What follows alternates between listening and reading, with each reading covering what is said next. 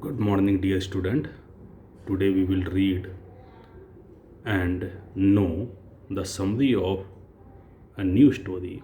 The title of the story is The Great Stone Face Part 2. The story The Great Stone Face is written by a great American story writer and novelist Nathaniel Hawthorne. The story, The Great Stone Face, set in a rural valley somewhere in America in the mid of 19th century. Now the question is that what is the Great Stone Face? The Great Stone Face was a work of nature formed on the perpendicular side of a mountain by some immense rocks which had been thrown together so that when viewed at a proper distance they resembled the features of a human face. That was a great stone face. And there was a prophecy. What was the prophecy? The prophecy was that one day a man bearing that very face will enter that valley.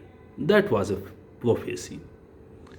One boy, whose name was Ernest, who is greatly moved by this image, his innocence and faith makes him the greatest believer of the great stone face, and the prophecy that one day a man bearing that very face will enter that valley.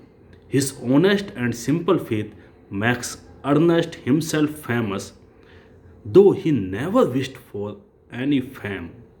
Now Ernest became old, but still he was waiting for that person whose face resembled with the face of great stone face. There was another person born in the valley, and he was a poet who had left the valley long before to live in a distant city. He was a famous poet and he wrote a poem about the great stone face.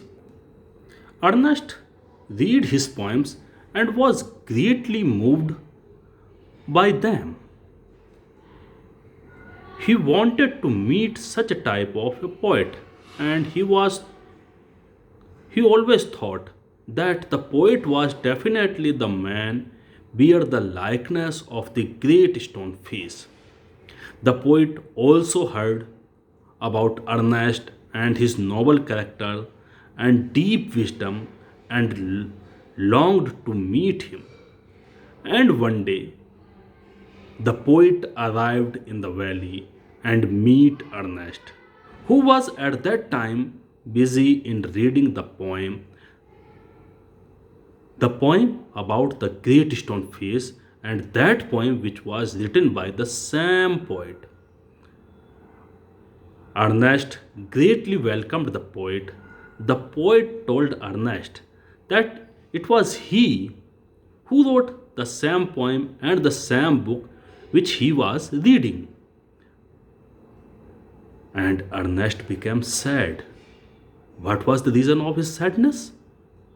The reason of his sadness was that his longing to see the prophecy fulfilled in the poet was not right.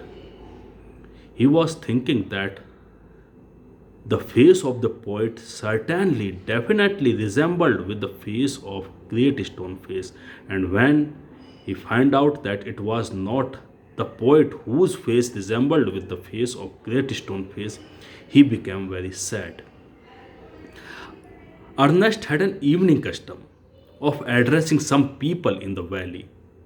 His sermons were sincere and honest. He talked about what he lived, and there was no lie or hypocrisy in his ideas. At that moment, the poet was also with him in that meeting where he was giving sermons to the public. The poet was overwhelmed by his thoughts, and at the same time, he happened to look at the face of Great Stone and found that it was Ernest himself whose humble and gentle face resembled with the face of great stone. The people observed the same thing and found it true that the Ernest was the person whose face resembled with the face of great stone. But Ernest was not ready to accept it. He still was waiting for some person, for a great personality whose face resembled with the face of great stone face. Student, this is the summary of the story The Great Stone Face Part 2. Thank you very much.